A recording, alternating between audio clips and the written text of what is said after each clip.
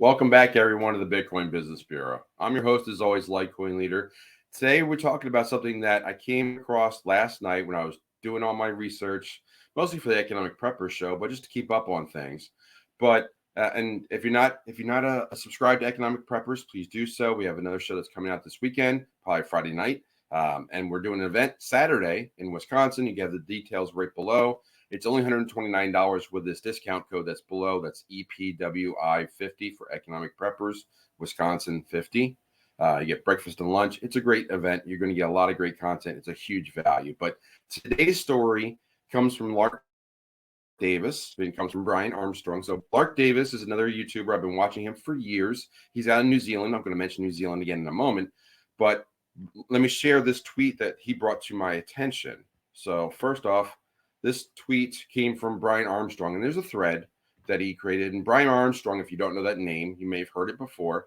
He is the CEO of Coinbase, obviously the number one exchange in the United States. And he says he's very well connected. Coinbase is a publicly traded company, a lot of crypto activity in the United States, a lot of connections and a lot of contact with the SEC and the government. But he put out on Twitter yesterday that we're hearing rumors that the SEC let's read that again.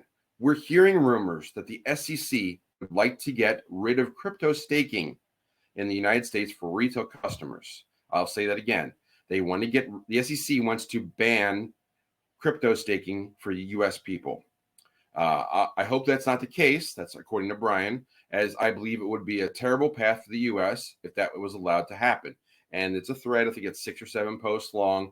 I'll try to post a link to it in the description.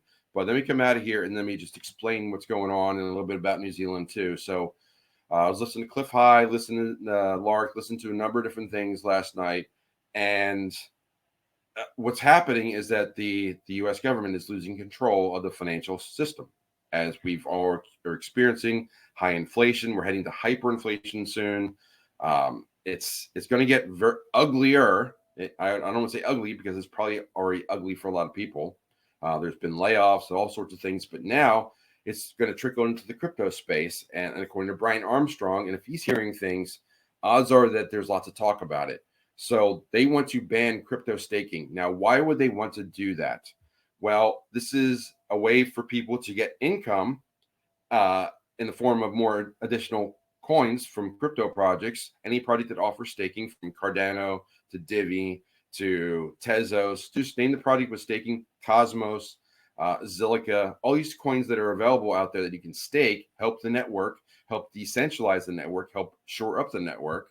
And you get rewarded for that participation that you're doing for staking and pledging your coins to the network for a period in the form of getting more coins back, sort of like interest on it. So you're paid back in the form of coins. So it's not necessarily you're making 6%. Let's just say the staking rewards are 6%. You get 6% of your coins back. So if you're staking 1,000 coins annually, you'll get 60 more coins. Now that's not 6% in the form of dollars, because the dollar value of the coin can fluctuate, obviously. But it is a return on your coins, and it's essentially a form of income that can be invisible to the U.S. government, the IRS, the SEC, the CFTC, or whatever. Now, why is that a concern? I think it's pretty obvious. They want to be able to tax the heck out of you no matter what. And if there's a way for you to get paid that lacks visibility, and for them to reap more taxes from you and to strip away more of your income, they want to ban that and prevent that as much as possible in the United States. This really speaks to the fact that the dollar is losing value and that the government is looking to get more dollars back as much as they can to try and preserve the value of that currency.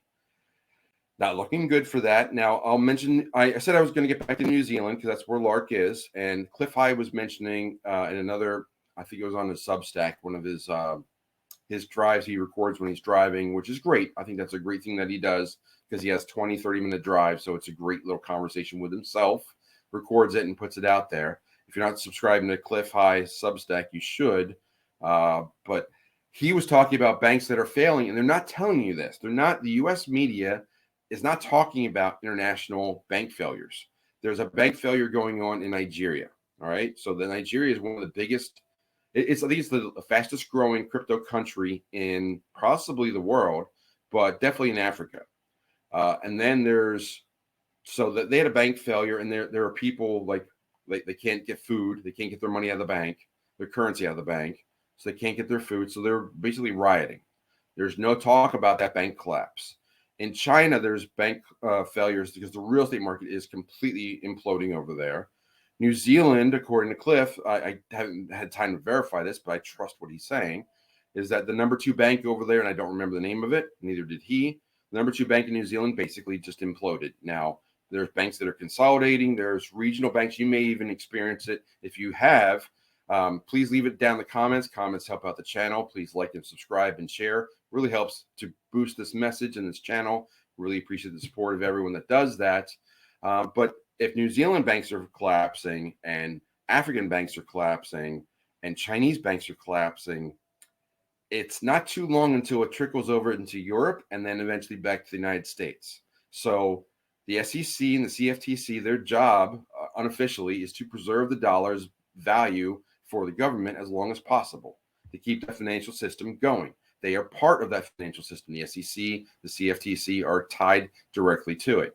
So if there is a form of income that people in the United States are able to get that's unreported, and they can't get their chunk or their piece out of it for taxes, i.e. crypto staking, they're trying to ban it, or because they can't, it's very hard to enforce. It's very hard to say, like, you must report on your taxes. You should, but not financial advice.